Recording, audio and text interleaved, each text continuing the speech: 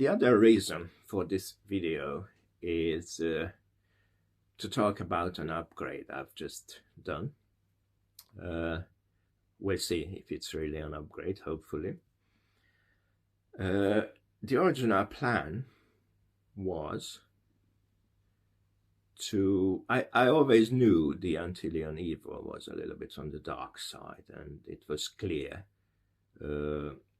whenever I was listening to different shows at the demo and even at home.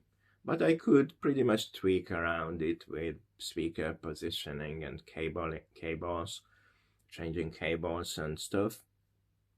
I still can hear that on certain recordings, so I kept the essence for a long time, and I actually preferred its tonality compared to the Evo. But the Evo sounded bigger, and my big Magico speakers like big sound or can produce big sound, so I took advantage of the fact that the Evo can sound like big. Sorry, my English is not too good.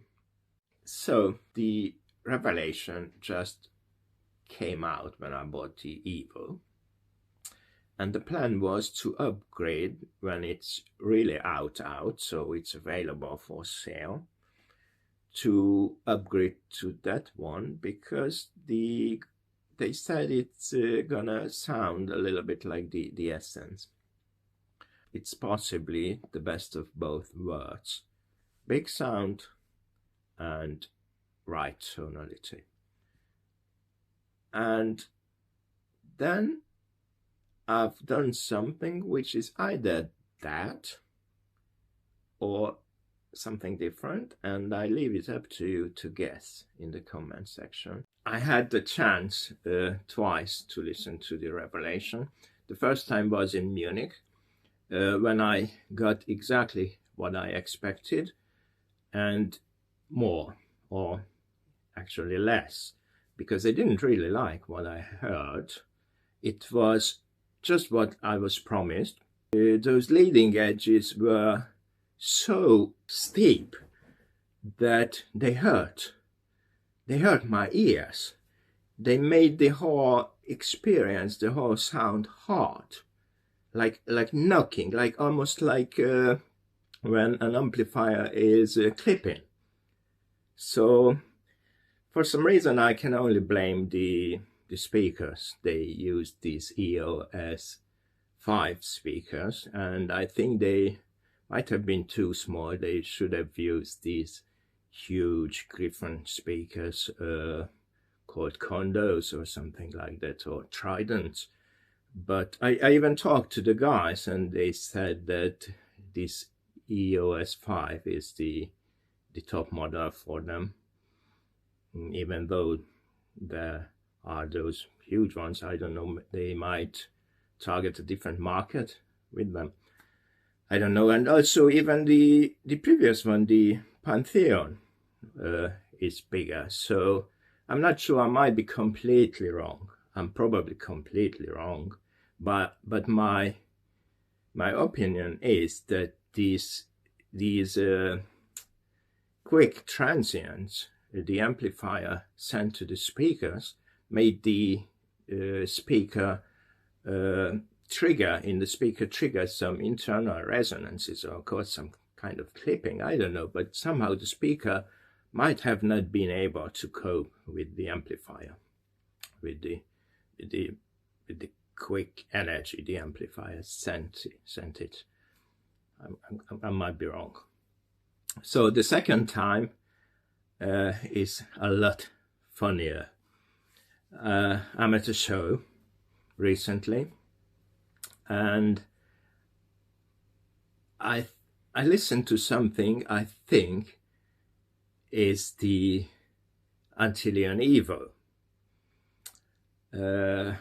and it's actually the revelation.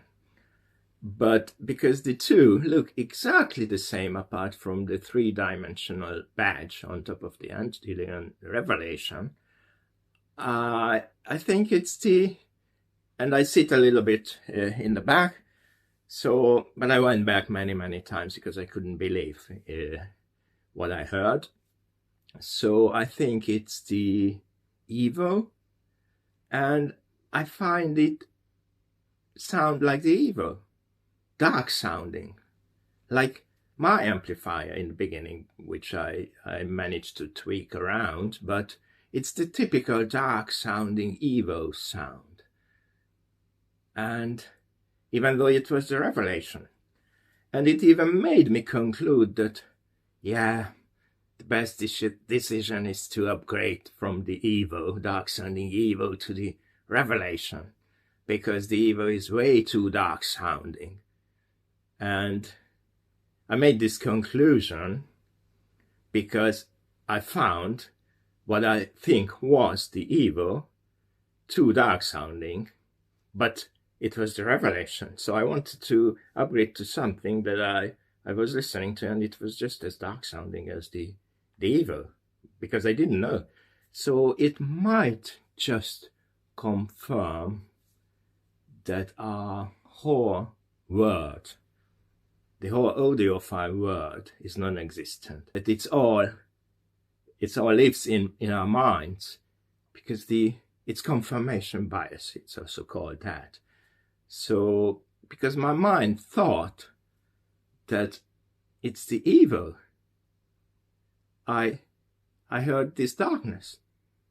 Strange, super strange. But actually, a few hours later, fast forward, and I'm checking the videos I took at the show, and then I realized it was the revelation.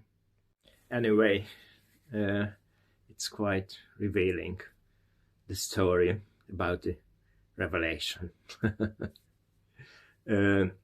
Anyway, I'm pretty sure it wasn't fully my mind, product of my mind, or I wouldn't be an audiophile if I didn't believe in these nuances, these minute differences we hear and care for. Normal people say they are not there.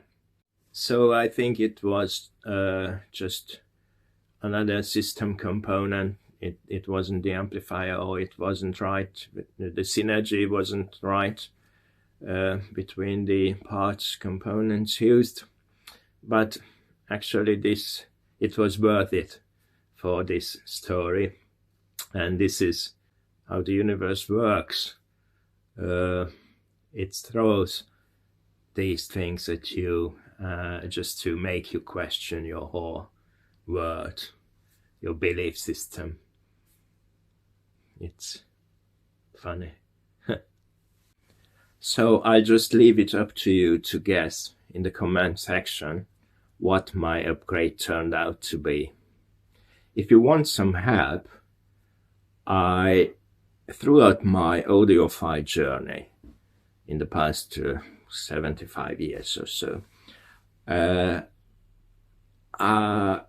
as everybody else usually, I was after some warm sound. So to illustrate the sound I was after, I had Macintosh, I had Sonus Faber. Then I got bored. When I shut my eyes, I could tell it's a Macintosh. I could tell it's a Sonus Faber. So they have such a sonic character, signature, but it's a coloration, that I started going towards something that's neutral. And through Wilson speakers, Krell amplifiers, I arrived with Magico and Gryphon. And the chase for neutrality has not ended. So that's a big clue for you to guess my current step.